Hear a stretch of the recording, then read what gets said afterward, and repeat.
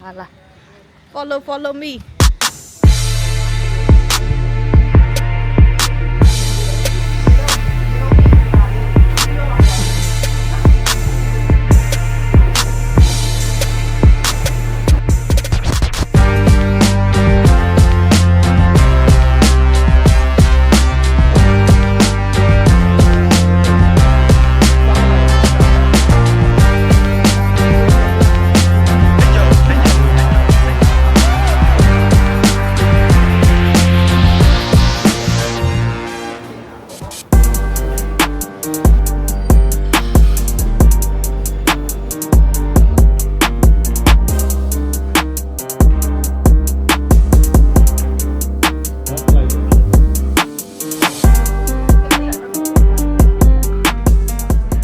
Hello, အားလုံးမင်္ဂလာပါအခုရောက်နေတာကတော့ Demesity လမ်းမပေါ်ကနေဝင်ရတဲ့ Cafe City ဆိုတဲ့ coffee ဆိုင်လှလေးကိုရောက်နေတာပါ coffee ဆိုင်လေးကအရန်ကိုလှတယ်ကြည့်ပြပါဦးအပြင်မှာတော့ဒါအထဲတောင်မရောက်သေးဘူးเนาะအပြင်မှာပဲရှိသေးတယ်အဲ့တော့အထဲမှာ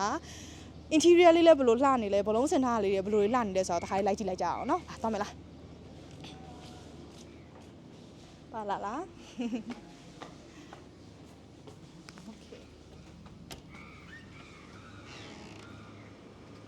Okay ဒါကတော့အတွင်းပိုင်းလေးပေါ့နော်ဒီဘက်မှာခြေးတာတွေပဲလုပ်လို့ရမယ်ဒီဘက်မှာ private room လေးရှိတယ် private room လေးထဲမှာ private shower အတွက်ဆင်ပေးထားတယ်အဲ့တော့တူတူတိုက်ခဲ့ပါ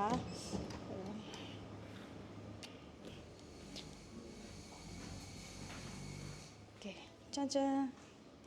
bright to be ဒီနှစ်လေ2025မှာအဲ့လိုအညိုရောင်နေapricot အရောင်အသားရောင်လေးအရန်ခစ်စားတယ်ဘယ်သူပဲဘယ် client ပဲလာလိုက်ဒီလိုအယောင်လေးစီစဉ်ခိုင်းနေပေါ့နော်အဲ့တော့ဒါကတော့ကိုယ့်ရဲ့ customer တွေရင်းနှီးပြီးသားဖြစ်တဲ့ door shape ပုံလေးမှာဘောလုံး organic ဘောလုံးလေးဆင်ပေးထားတာ bright to be ဆိုတဲ့စာသားလေး print out လေးလုပ်ပေးထားတယ်ပေါ့နော်ဒါကတော့အရင်က simple ဖြစ်တယ်အချိန်ထဲမှာပဲဘာစီစဉ်ပေးထားလဲဆိုတော့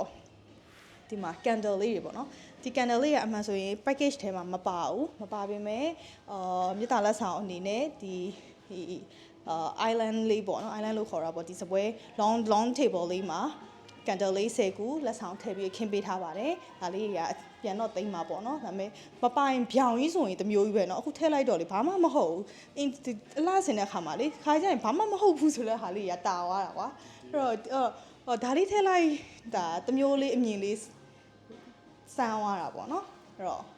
ဒါလေးကတော့ဒီလိုလေးဆင်ပေးပြတာပါဒီလိုမျိုးအခန်းလေးဆိုလို့ရှိရင်လူနည်းစုတငယ်ချင်းမိတ်ဆွေ10ယောက်15ယောက်လောက်ဆိုလို့ရှိရင် chill လို့အဆင်ပြေတယ်ပေါ့နော်ဟိုဘက်မှာလည်းဆိုင်ကအကျယ်ကြီးပဲတော့ဆိုင်ကိုတော့နောက်မှတက်လာလေပါဦးမယ်ဒါလေးကတော့ Cafe City မှာဆင်ပေးပြတဲ့ bridal shower အတွက်အပြင်ဆင်လေးဖြစ်ပါတယ်အဆုံးထိကြည့်ပေးတဲ့ကျေးဇူးများတင်ပါတယ်တတာ